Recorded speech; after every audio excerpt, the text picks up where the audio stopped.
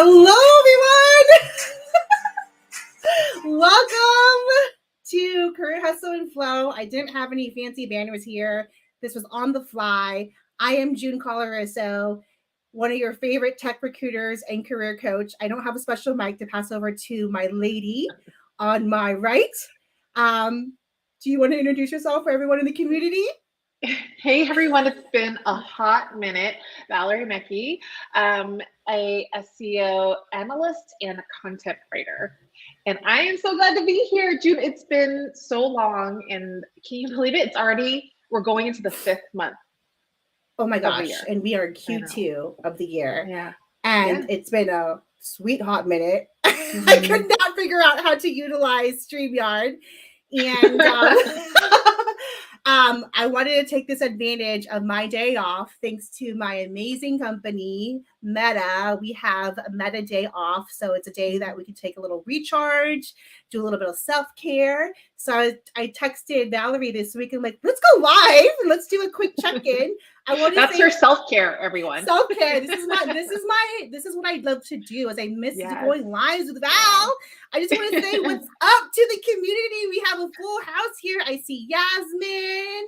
Hey girl, hey. My good old friend, former co-worker, Miss Adriana. By the way, if you're looking to get an updated headshot for your LinkedIn profile, Adriana is your girl. I see Carl here.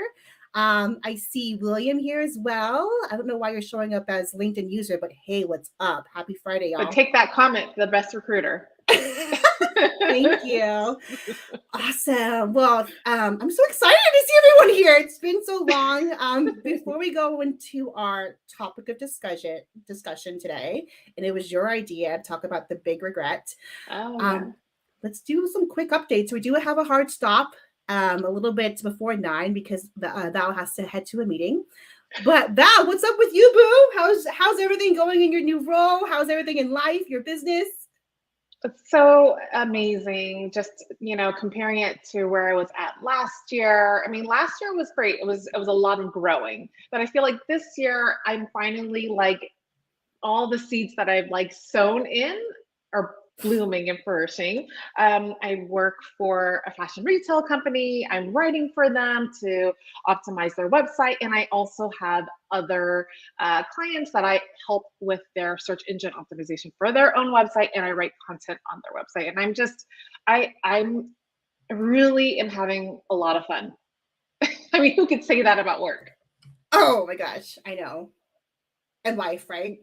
Yeah. And we were just before we got on to you're so busy with all of your activities for your family. Yeah. Oh yeah, family too. I forgot about them. It's just a lot, but it's all so all good. How about for you? Yeah, I've celebrated my half-year anniversary, 6-month birthday here at Meta. It's going really well. I'm really enjoying what I'm doing. I love speaking to my candidates, helping them prep for their interviews. I'm also working on a few programs here. And I feel like I'm in a really good place where my life feels, I hate the word balance because I'm all about integration as far as integrating my work with my home life and family, with my business, with my friends and community.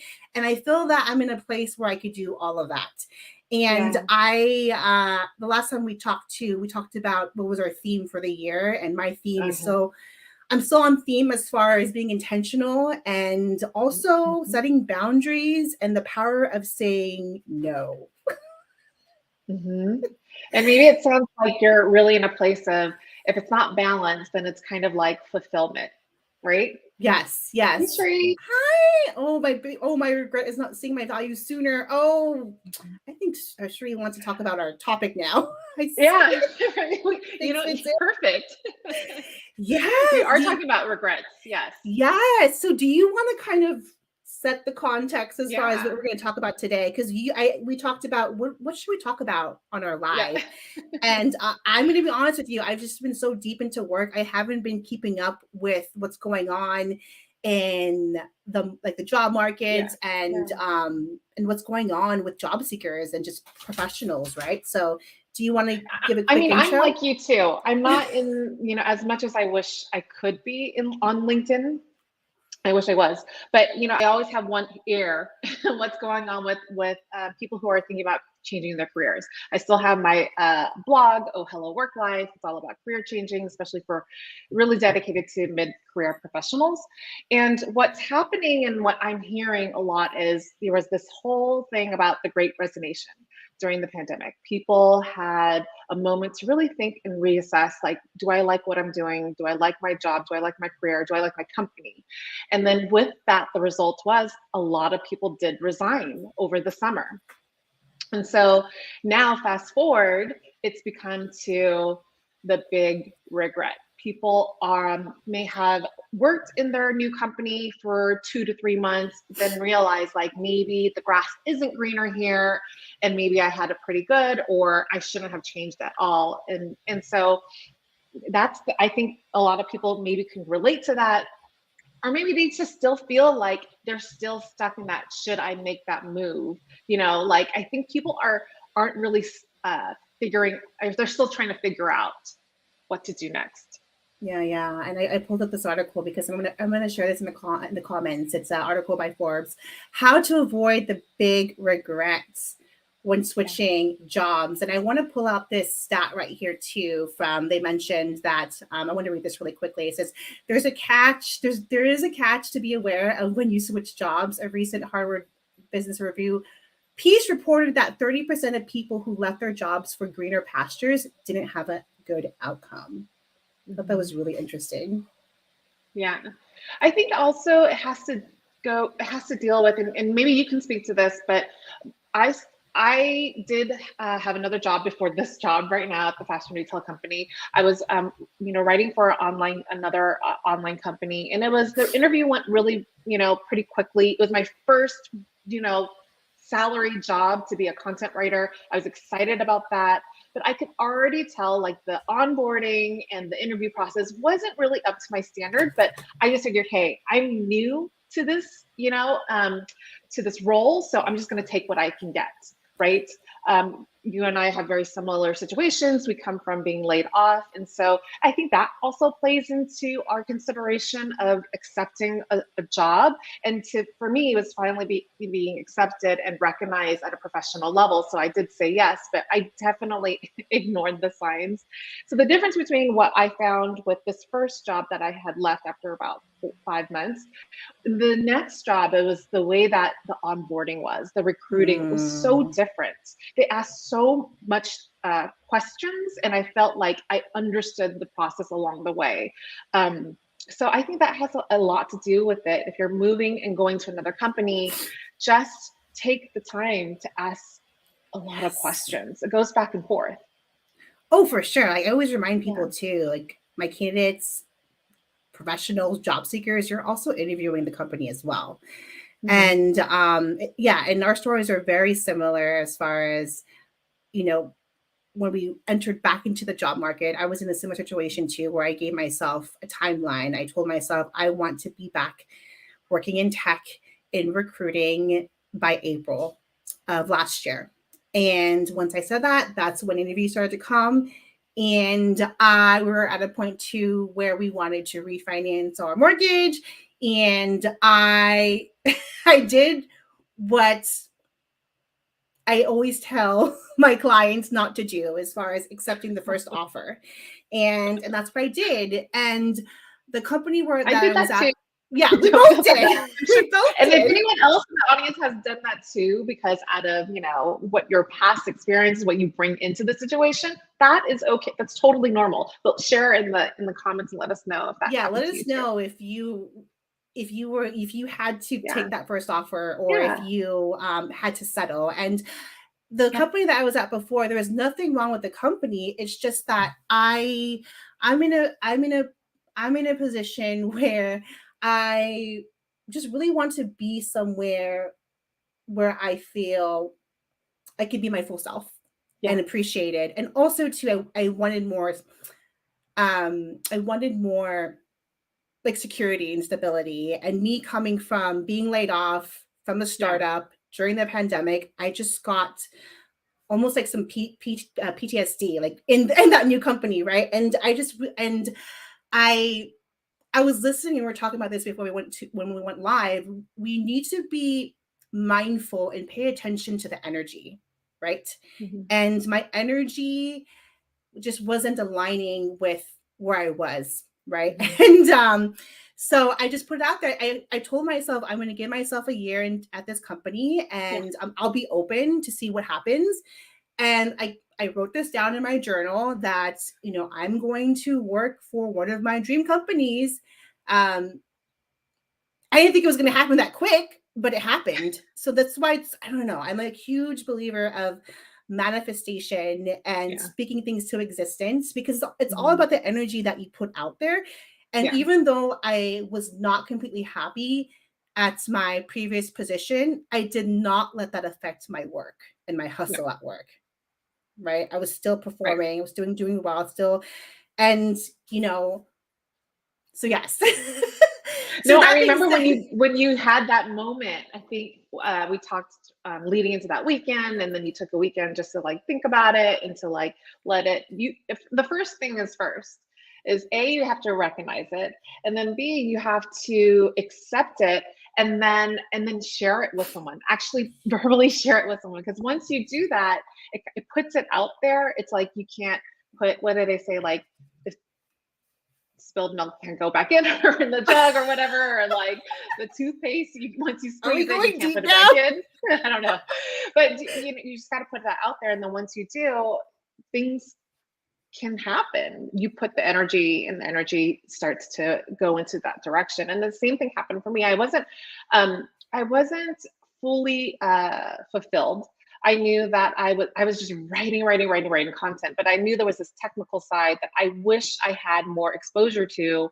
And at this company, I had zero exposure to. I was just like a content writing robot, right? But I had like no idea like how it was doing. They didn't share any metrics with me or anything like that. And I felt like that was a fundamental part of my growth. And if I'm going to be spending X amount of my time during the week with them, I wish I could learn and grow. And they just couldn't fulfill that. But I still, like you, I didn't really complain or do anything about it. But the one thing I can say is that if you have an optimized LinkedIn profile, it definitely works for you, because even when you're not actively looking for a job, people are looking for you. They are looking at your profile, y'all. There are people, sourcers, recruiters, managers. And that's what happened to Val. She wasn't even looking. And I didn't even know.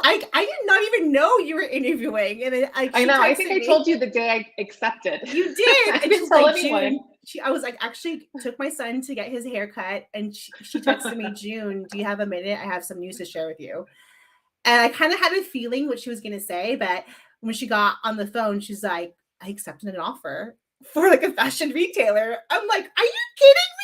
Like, this is like perfect for you, because you coming from the fashion industry, being a buyer for all of these retailers, and now being a content writer, writing about fashion, it just all made sense. Yes, it comes in full circle, and it's really about your energy. And what was I going to say? I'm going to say hi to Phil. Hi, Phil. I'm sending you some good vibes. I know you are deep and heavy in your job search.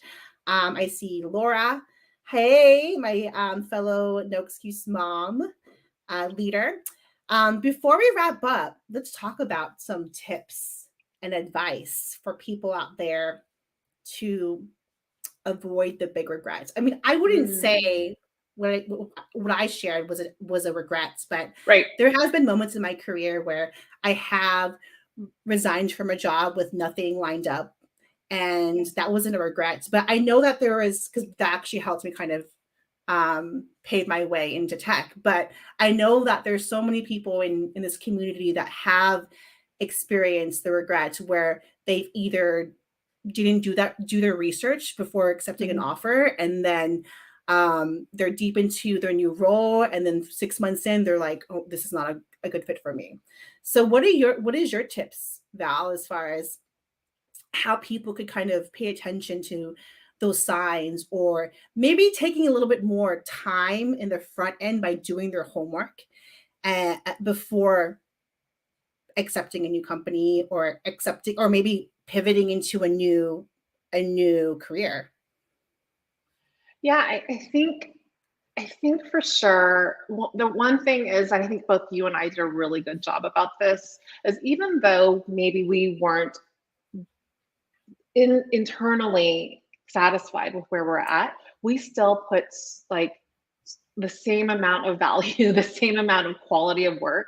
And I think that helped in a way, Right. because I was very present in the moment when I had to work, head down, I did the work. And it kind of like gave me a moment to like just focus on my craft, focus on my skill, because you're going to need that anyways going Mm-hmm. forward, right? So if you're like in a negative space and you're also working, like that actually can hinder you from your skill, upskilling yourself, or mastering a craft like writing, right? For me, like I didn't want to make the quality of my writing suffer because I wasn't really happy with what I, was working with or writing with, right? I just was very grateful for the fact that I could practice writing. You're in your job, practice, like you're just building your skills with wherever you're at.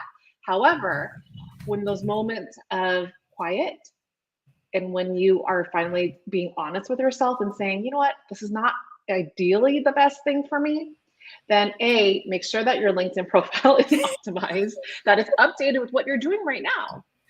Right. Right. Yes. And keep your Put receipts. everything. Keep your receipts. Yes. If you know, like the Yes. role that you're in right now is not, you're not satisfied. Like you said, like you're still getting you're experience. still getting So your gather all of those experience, receipts. and Yeah. you're still making an impact. You're Make the most of still it. doing quality work. Mhm. Because when you are at a point where you have interviews, because people are reaching out because you have an optimized LinkedIn profile, you're Yep. like, oh, by the way, I do this, this, and this, and this here, right? Right. Or they'll find you, and that's what happened in my case. The recruiter found me, and I think when you're in the interview process, I can only speak for myself. There was something about it where I didn't hold on to the outcome. I really didn't. Oh.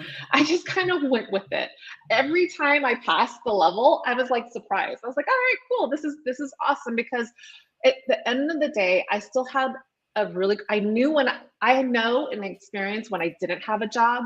And so I knew that I still had a job. It wasn't like it didn't check all the marks, but I was fine with wherever I was at. And if something was going to happen for me in this new job and the way I was progressing through the interview process, it was gonna happen. And the more natural it is, I think you have more clarity and you can ask the right questions.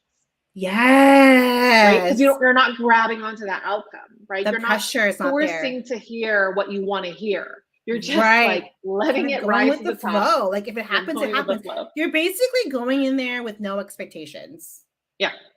That's what you're really A saying. little bit more with more wisdom, right? That's going to come up through those questions naturally, but try not to force it, because I Yeah. think if you're just like if you put a lot of like you really want it, you might miss some like openness of having like organic conversations with your hiring manager or that recruiter. Yeah. No, yeah, I love that advice.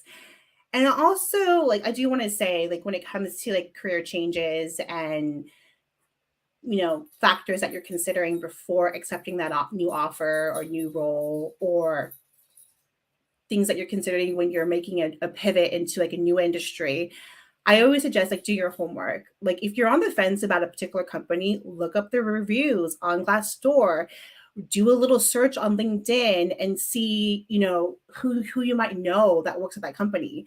So I didn't share this on LinkedIn, but Val knows this. But I also received an offer with another great, amazing tech company.